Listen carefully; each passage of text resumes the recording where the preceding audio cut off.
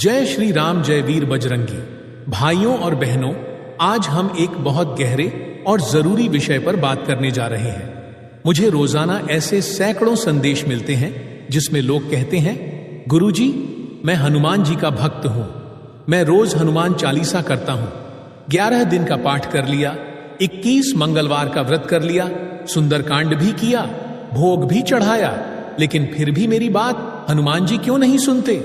मेरी समस्या का समाधान क्यों नहीं होता? तो सबसे पहले एक बात दिल से समझ लो, पूजा पाठ और पाठ करना अपनी जगह है, लेकिन जब तक आपकी आत्मा समर्पित नहीं होती तब तक वो पूजा केवल एक प्रक्रिया बन जाती है, एक कर्मकांड।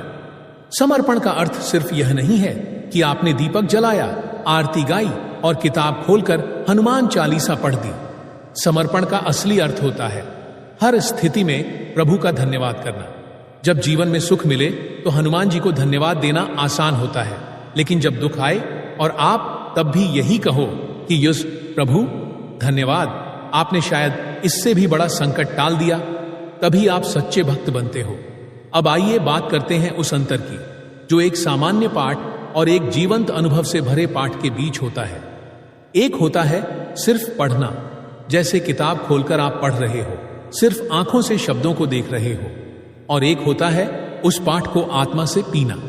जब हर चौपाई पढ़ते हुए आपकी आंखें बंद हो जाएं, हृदय प्रभु की ओर खिंच जाए और शरीर में कंपन हो जाए, तो समझना कि पाठ नहीं, साक्षात साक्षात्कार हो रहा है।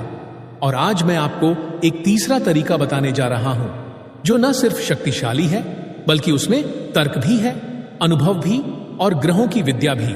इस उपाय को मैंने बहुत लोगों से करवाया है और खुद उसकी अद्भुत परिणाम देखे हैं। यह उपाय है हनुमान चालीसा को लिखना। जी हां, सिर्फ पढ़ना नहीं, लिखना। लिखना एक अर्जी होती है, एक निवेदन जो आप सीधे हनुमान जी के चरणों में प्रस्तुत करते हो, और इस लिखने के माध्यम से आपके जीवन के ग्रह भी प्रभावित होते हैं, विशेष रूप से राहु और शनि। राहु से जुड़े भ्रम, भटकाव, मानसिक अशांति, शारीरिक क्लेश, all these start to dissolve when you start writing. और अगर आपकी कुंडली में राहु या शनि अशुभ स्थिति में है तो ये उपाय उन्हें शीतल बना देता है। अगर पहले से ही शुभ हैं तो परिणाम और भी तेज मिलते हैं। अब सवाल है, कैसे करना है ये उपाय? आपको मंगलवार के दिन सुबह या शाम अपने अनुसार समय तय करना है। हालांकि मैं सुझाव दूंगा कि सुबह करना ज्यादा फलदायक होगा, ताकि तुरंत मंदिर जाकर अगला चरण कर सके। आप एक सफेद रंग का कागज लें, लाइनिंग वाला चलेगा, प्लेन भी चलेगा। घर के मंदिर में या शांत जगह पर बैठें। एक पान का पत्ता लें, डंडी सहित, और साफ सुथरा हो। पत्ते की चिकनी साइड पर हनुमान जी के लिए सिंदूर लगाएं। वही नारंगी रंग का सिंदूर जो मंदिरों में इस्तेमाल होता है, उसे एक चुटकी भर लेकर या तो शुद्ध देसी घी या चमेली के तेल में मिला लें। अब उस पत्ते पर डंडी को ऊपर रखते हुए अपनी अनामिका उंगली, रिंग फिंगर से सुंदर सा श्री राम लिख दें। यह पत्ता आपके सामने ही रखा रहेगा। अब अपने हृदय से प्रार्थना करें, हे पवन पुत्र हनुमान जी, मैं फलाने नाम और गोत्र का आपकी शरण में हूं। मुझे कुछ नहीं चाहिए, बस आपकी कृपा चाहिए। आपकी कृपा मेरे जीवन का सबसे बड़ा वरदान है। इसके बाद एक लाल स्याही वाला पेन लें। आप उस सफेद पेपर पर ऊपर जय श्री राम लिखें और फिर पूरे श्रद्धा भाव से हनुमान चालीसा लिखना शुरू करें। शब्दों को बोलते हुए पूरे ध्यान और प्रेम से एक एक चौपाई को अपने हृदय से उतारते हुए। पूरा हनुमान चालीसा जब समाप्त हो जाए तब सबसे नीचे एक कोने में केवल इतना लिखना है, प्रार्थी। आपका नाम ना भक्त, ना दास, ना सेवक, क्योंकि सच्चा भक्त वो होता है जो स्वार्थ छोड़कर समर्पण करता है। और इस कलयुग में हनुमान जी से बड़ा कोई भक्त हुआ ही नहीं, जिन्होंने अपने प्रभु के लिए अपना सर्वस्व अर्पण कर दिया। अब आपने जो हनुमान चालीसा लिखा है उसे सुंदर तरीके से फोल्ड करें। एक पानी वाला जटा वाला नारियल लें और इस अर्जी को उसके ऊपर रखें। हनुमान जी की पूजा में जब हम नारियल और पान के पत्ते का उपयोग करते हैं तो यह केवल एक धार्मिक परंपरा नहीं होती, बल्कि इसके पीछे गहरा आध्यात्मिक और तांत्रिक रहस्य छिपा होता है। नारियल को श्रीफल कहा गया है, यानी ऐसा फल जो शुभता और दिव्यता का प्रतीक है।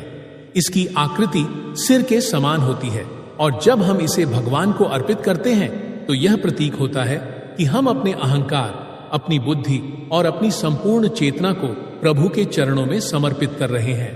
विशेष रूप से जटा वाला नारियल जो ऊपर से रेशा लिए होता है और जिसके अंदर जल नहीं होता, वह तंत्र शास्त्र में विशेष रूप से शक्तिशाली माना गया है। यह नारियल जब किसी अर्जी या प्रार्थना के साथ हनुमान जी को चढ़ाया जाता है तो वह एक जीवंत यंत्र के रूप में कार्य करता है जो हमारी इच्छाओं को प्रभु तक सीधे पहुंचाता है। इसे ग्रह दोष निवारण, विशेषकर राहु, केतु और शनि जैसे उग्र ग्रहों की शांति के लिए अत्यंत प्रभावी माना गया है। दूसरी ओर पान का पत्ता केवल हरा पत्ता नहीं है, बल्कि यह जीवन की ऊर्जा, ताजगी और समर्पण का प्रतीक है। जब इस पत्ते पर हम सिंदूर से श्री राम लिखते हैं तो यह नाम केवल अक्षर नहीं रहता, बल्कि एक ऊर्जा बनकर हनुमान जी के हृदय को स्पर्श करता है, क्योंकि हनुमान जी का अस्तित्व श्री राम के नाम में ही समाया हुआ है। डंडी सहित पान का पत्ता संपूर्णता और अखंडता का प्रतीक होता है और जब इसे हनुमान जी के गले में पहनाया जाता है तो यह हमारे प्रेम, भावना और आत्मसमर्पण का प्रत्यक्ष रूप बन जाता है।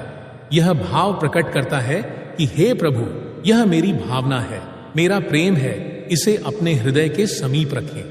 जब आप हनुमान चालीसा को लिखकर उसे जटा वाले नारियल के साथ बांधते हैं और श्री राम नाम लिखे पान के पत्ते को उसमें जोड़ते हैं तो यह प्रक्रिया केवल एक पूजा विधि नहीं होती, बल्कि यह तन, मन और आत्मा के समर्पण की त्रिवेणी बन जाती है।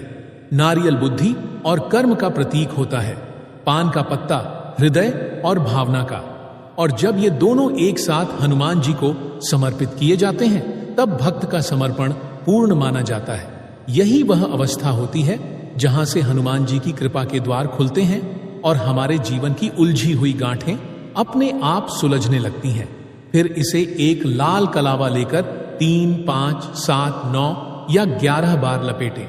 उसी कलावे से श्री राम लिखा पान का पत्ता भी उसमें बांध दें, जैसे कि माला में मोती बंधे होते हैं। अब इसे लेकर किसी हनुमान मंदिर में जाएं। अगर मूर्ति ऐसी है जहां आप अपने हाथों से नारियल और पत्ता चढ़ा सकते हैं तो बहुत अच्छा, नहीं तो पुजारी से विनम्र निवेदन करें कि यह अर्जी है, प्रभु की चरणों में चढ़ा दें और यह पत्ता प्रभु के गले में सुशोभित कर दें। आप चाहे तो मिठाई, गुड़ चना या घर की बनी मीठी रोटी का भोग अर्पित कर सकते हैं। अगर सामर्थ्य न हो तो केवल फोल्डेड हैंड्स और श्रद्धा से कह दें, हे प्रभु, मेरी भेंट स्वीकार करें। अब इस क्रिया को लगातार 9 मंगलवार करना है। हर मंगलवार एक नई अर्जी, एक नया नारियल, एक नया श्री राम लिखा पत्ता और वही समर्पण।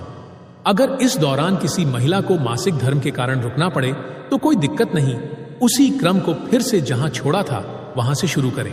देखना, जैसे जैसे ये 9 मंगलवार पूरे होंगे, आपके जीवन की हर समस्या, हर अड़चन, हर कष्ट धीरे धीरे खुद ब खुद समाप्त होता जाएगा और शायद एक दिन आपको यह महसूस होगा कि कोई अदृश्य शक्ति, हनुमान जी स्वयं आपके जीवन की नाव खे रहे हैं। वीडियो पसंद आए तो लाइक करें और बजरंगबली के भक्त कमेंट बॉक्स में जय श्री राम, जय हनुमान, जय कष्ट भंजन देव जरूर लिखें। जय श्री राम, जय वीर बजरंगी।